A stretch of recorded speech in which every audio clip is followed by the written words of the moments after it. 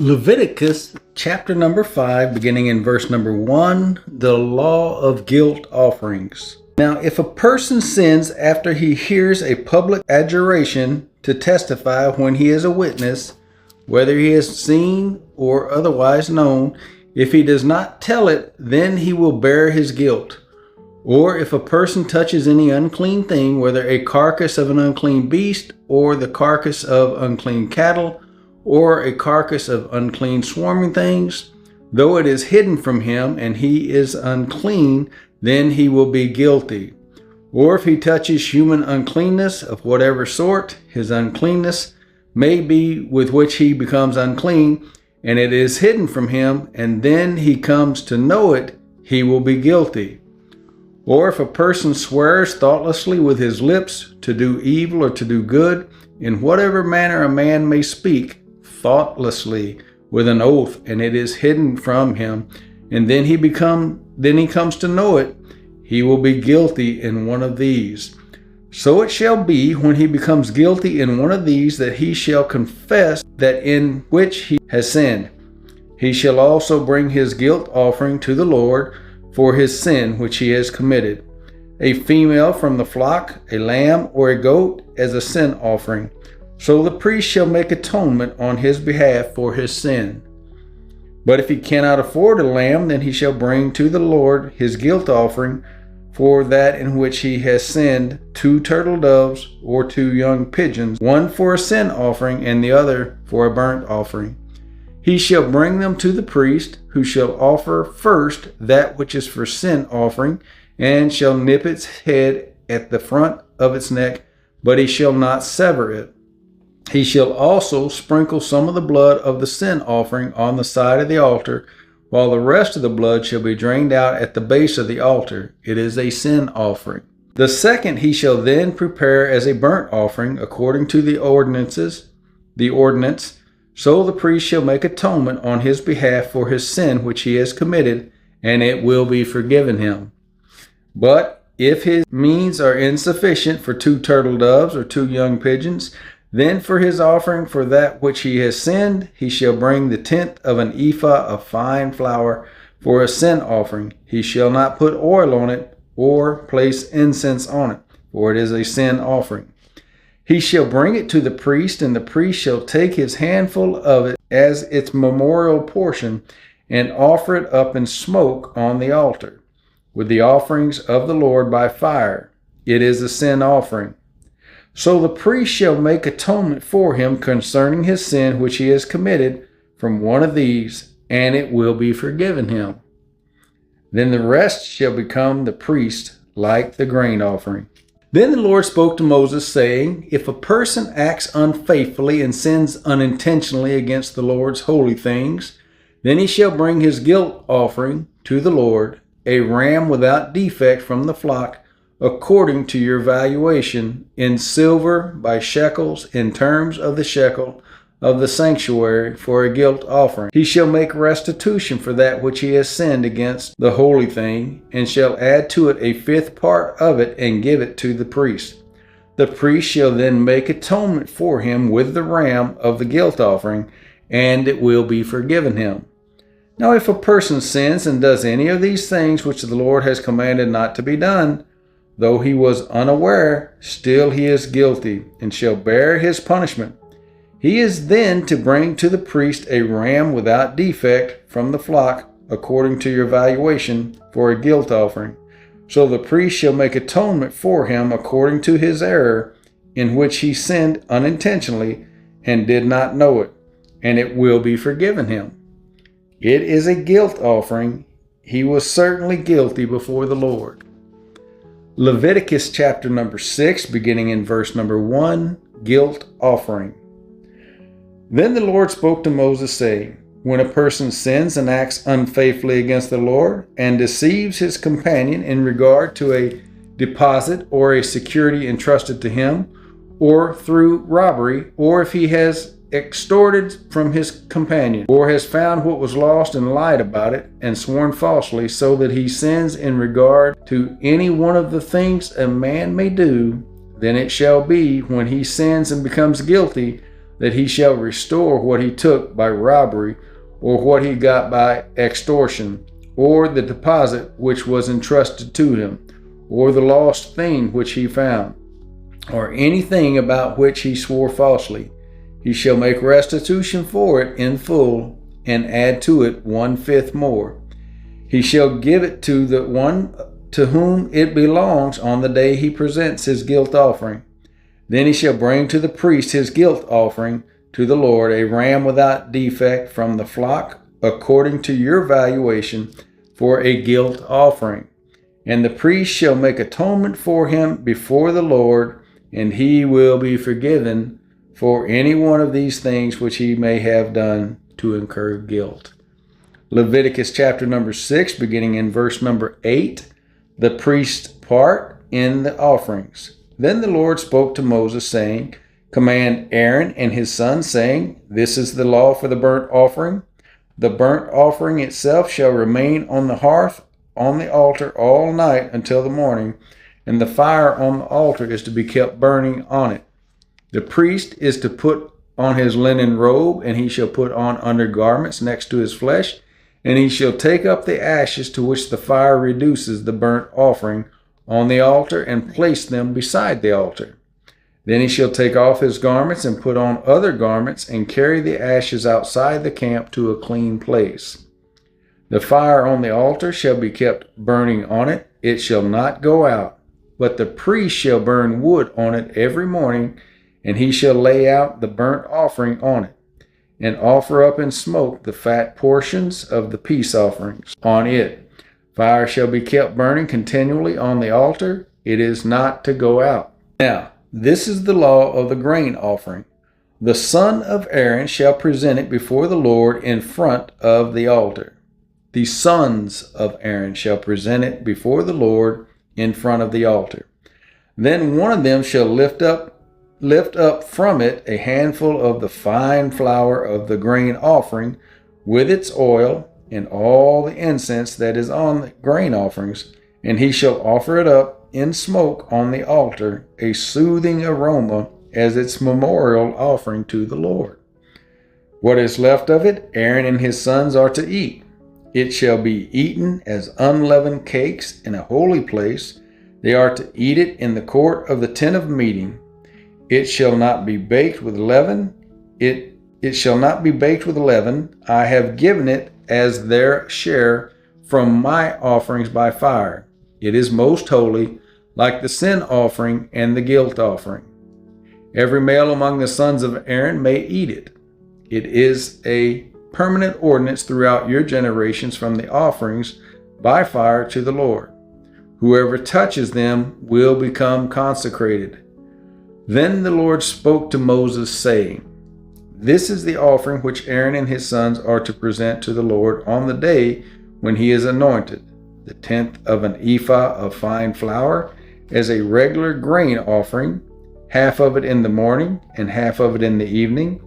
It shall be prepared with oil on a griddle. When it is well stirred, you shall bring it.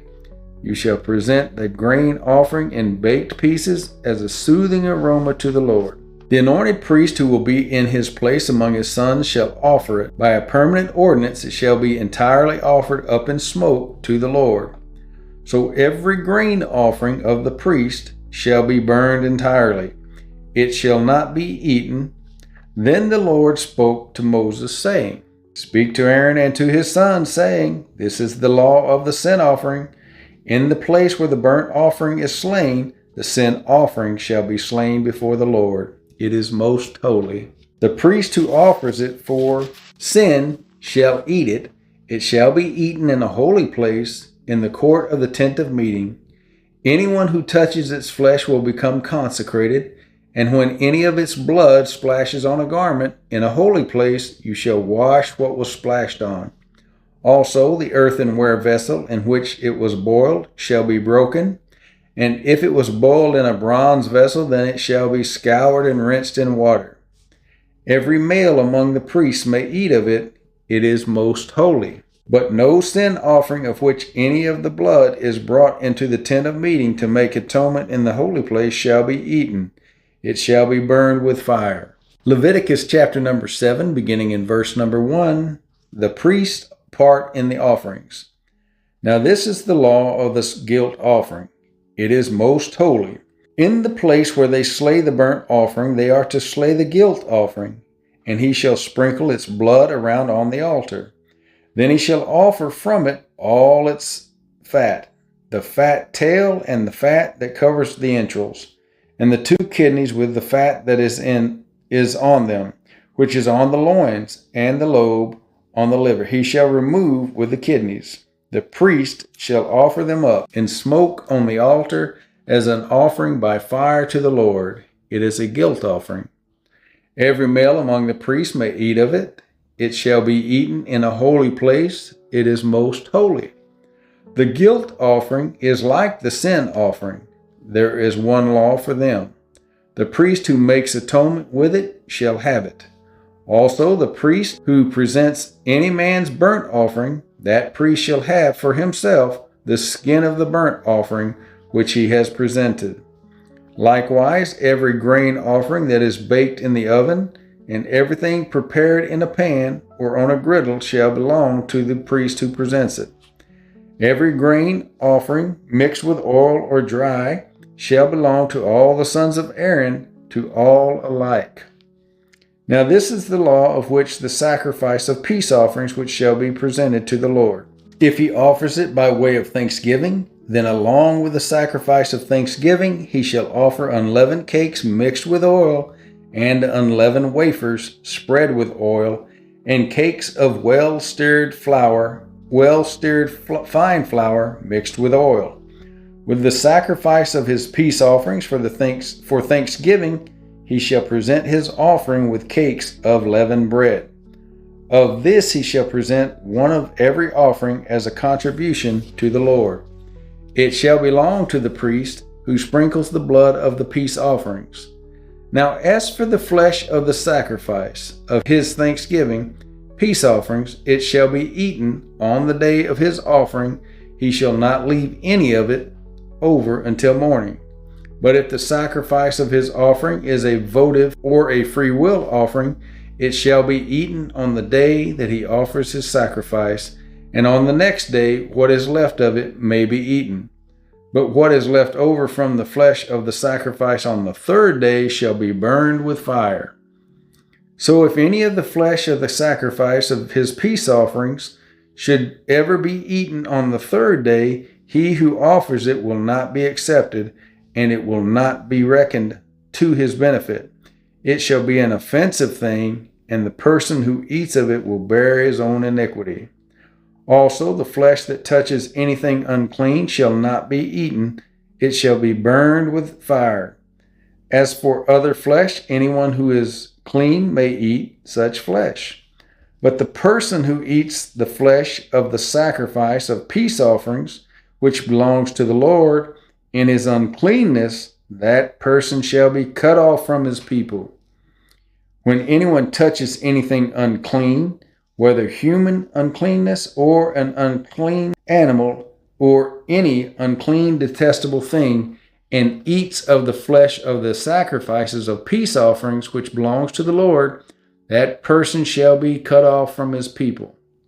Then the Lord spoke to Moses, saying, Speak to the sons of Israel, saying, You shall not eat any fat from an ox, a sheep, or a goat. Also the fat of an animal which dies, and the fat of an animal torn by beast may be put to any other use, but you must certainly not eat it. For whoever eats the fat of the animal from which an offering by fire is offered to the Lord, even the person who eats shall be cut off from his people. You are not to eat any blood, either of bird or animal, in any of your dwellings.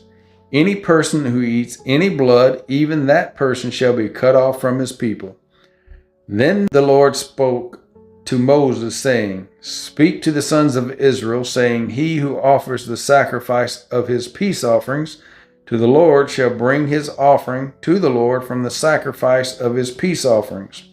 His own hands are to bring offerings by fire to the Lord.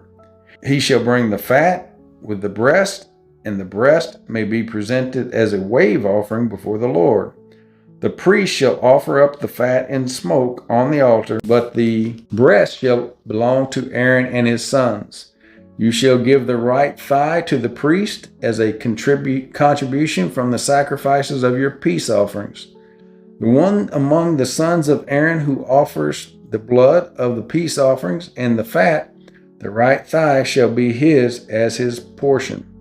For I have taken the breast of the wave offering and the thigh of the contribution from the sons of Israel from the sacrifices of their peace offerings, and have given them to Aaron the priest and to his sons as their due forever from the sons of Israel. This is that which is consecrated to Aaron, and that which is consecrated to his sons from the offerings by fire to the Lord, in that day when he presented them to serve as priests to the Lord. These the Lord had commanded to be given them from the sons of Israel in the day that he anointed them. It is their due forever throughout their generations. This is the law of the burnt offering, the grain offering, and the sin offering, and the guilt offering, and the ordination offering, and the sacrifice of peace offerings, which the Lord commanded Moses at Mount Sinai in the day that he commanded the sons of Israel to present their offerings to the Lord in the wilderness of Sinai. Leviticus Chapter 8, beginning in verse number 1, the consecration of Aaron and his sons. Then the Lord spoke to Moses, saying, Take Aaron and his sons with him, and the garments, and the anointing oil, and the bull of the sin offering, and the 2 rams, and the basket of unleavened bread, and assemble all the congregation at the doorway of the tent of meeting. So Moses did just as the Lord commanded him. When the congregation was assembled at the doorway of the tent of meeting, Moses said to the congregation, This is the thing which the Lord has commanded to do. Then Moses had Aaron and his sons come near and washed them with water. He put the tunic on him and girded him with the sash and clothed him with the robe and put the ephod on him. And he girded him with the artistic band of the ephod, which he tied it to him. He then placed the breastpiece on him, and in the breastpiece he put the Urim and the Thummim. He also placed the turban on his head, and on the turban at its front he placed the golden plate, the holy crown, just as the Lord had commanded Moses. Moses then took the anointing oil and anointed the tabernacle and all that was in it, and consecrated them. He sprinkled some of it on the altar 7 times, and anointed the altar and all its utensils, and the basin and its stand to consecrate them. Then he poured some of the anointing oil on Aaron's head and anointed him to consecrate him. Next Moses had Aaron's sons come near and clothed them with tunics and girded them with sashes and bound caps on them, just as the Lord had commanded Moses. Then he brought the bull of the sin offering, and Aaron and his sons laid their hands on the head of the bull of the sin offering. Next Moses slaughtered it and took the blood, and with his finger put some of it around on the horns of the altar, and purified the altar. Then he poured out the rest of the blood at the base of the altar and consecrated it to make atonement for it. He also took all the fat that was on the entrails and the lobe of the liver and the 2 kidneys and their fat, and Moses offered it up in smoke on the altar. But the bull and its hide and its flesh and its refuse, he burned in the fire outside the camp, just as the Lord had commanded Moses. Then he presented the ram of the burnt offering, and Aaron and his sons laid their hands on the head of the ram. Moses slaughtered it and sprinkled the blood around on the altar. When he had cut the ram into pieces, Moses offered up the head of the pieces and the suet in smoke. After he had washed the entrails and the legs with water, Moses offered up the whole ram in smoke on the altar. It was a burnt offering for a soothing aroma. It was an offering by fire to the Lord, just as the Lord had commanded Moses. Then he presented the second ram, the ram of ordination, and Aaron and his sons laid their hands on the head of the ram. Moses slaughtered it and took some of its blood and put it on the lobe of Aaron's right ear, and on the thumb of his right hand, and on the big toe of his right foot. He also had Aaron's sons come near, and Moses put some of the blood on the lobe of their right ear, and the thumb of their right hand, and on the big toe of their right foot. Moses then sprinkled the rest of the blood around on the altar. He took the fat and the fat tail and all the fat that was on the entrails and the lobe of the liver and the 2 kidneys and their fat and the right thigh from the basket of unleavened bread that was before the Lord. He took 1 unleavened cake and 1 cake of bread mixed with oil and 1 wafer, and placed them on the portions of fat and on the right thigh. He then put all these on the hands of Aaron and on the hands of his sons, and presented them as a wave offering before the Lord. Then Moses took them from their hands and offered them up in smoke on the altar with the burnt offering. They were an ordination offering for a soothing aroma. It was an offering by fire to the Lord. Moses also took the breast and presented it for a wave offering before the Lord. It was Moses' portion of the ram of ordination, just as the Lord had commanded Moses. So Moses took some of the anointing oil and some of the blood which was on the altar, and sprinkled it on Aaron, on his garments, on his sons, and on the garments of his sons with him. And he consecrated Aaron, his garments, and his sons, and the garments of his sons with him. Then Moses said to Aaron and to his sons, "Boil the flesh at the doorway of the tent of meeting, and eat it there together with the bread which is in the basket of the ordination offering, just as I commanded, saying, Aaron and his sons shall eat it. The remainder of the flesh and of the bread you shall burn in the fire. You shall not go outside the doorway of the tent of meeting for 7 days, until the day that the period of your ordination is fulfilled. For he will ordain you through 7 days.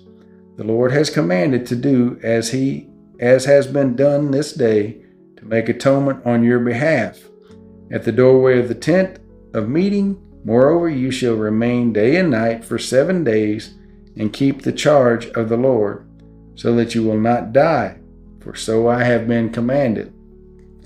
Thus Aaron and his sons did all the things which the Lord had commanded through Moses.